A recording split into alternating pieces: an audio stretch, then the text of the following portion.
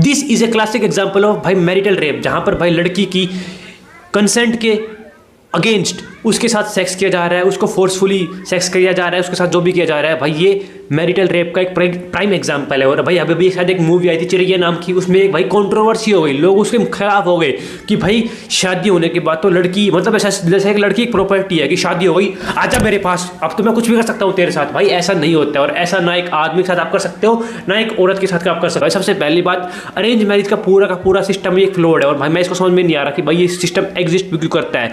शादी करना भाई कोई भी एक नेसेसिटी नहीं है। भाई लोग ऐसे ट्रीट करते हैं महिलाओं को, अपने बच्चों को, कि भाई ये तो एक पता नहीं क्या है, धरती पर बोझ है क्या है, कि भाई इनकी तो शादी कर दो। अब बच्चा 20 साल का हो गया, 25 साल का हो गया, अरे ब्याह कर दे इसका। लड़की तो भाई लड़कियों को ऐसे ट्रीट किया जा रहा है, 20-25 साल की लड़कियों को, 22 साल की लड़कियों को, कि भाई इनको बस निकालो घर से, इनको तो खत्म करो, मतलब इनको तो घर से निकालो, जिम्मेदारी से बोझ हटे।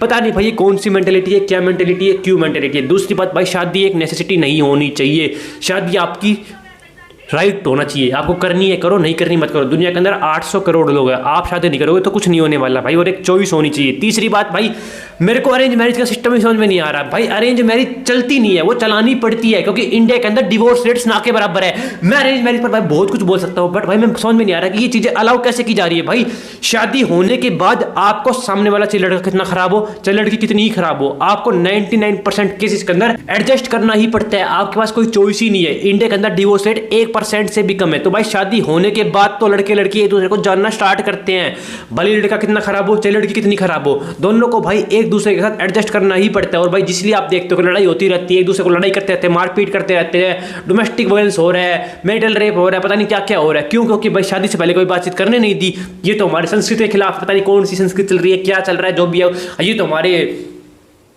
धर्म के खिलाफ है। और उसके बाद जब शादी के बाद दो लोगों की कंपैटिबिलिटी नहीं बैठती, तो भाई इसमें हमारी कोई गलती नहीं है, उसमें सारी गलती लड़की और लड़के के ऊपर डाल दो। भाई जब दो अलग लोग शादी करेंगे तो भाई वो एडजस्ट कई बार होता है, कई बार नहीं होता। और भाई शादी करना मतलब एडजस्ट करना नहीं होता। शादी करना एक लग्जरी होनी चाहिए कि अगर आपको अच्छा लगती है तो करो, नहीं लगती तो मत करो। और भाई शादी उसी के साथ करो जिससे आप जीवन निकालने की एटलीस्ट सोच सकते हो, या फिर जीवन में खुश रहना चाहते हो जिसके साथ। ये नहीं है कि भाई शादी एक जिम्मेदारी, शादी कुछ नहीं है भाई। अगर आपको करनी है तो करो, नहीं करनी तो मत करो।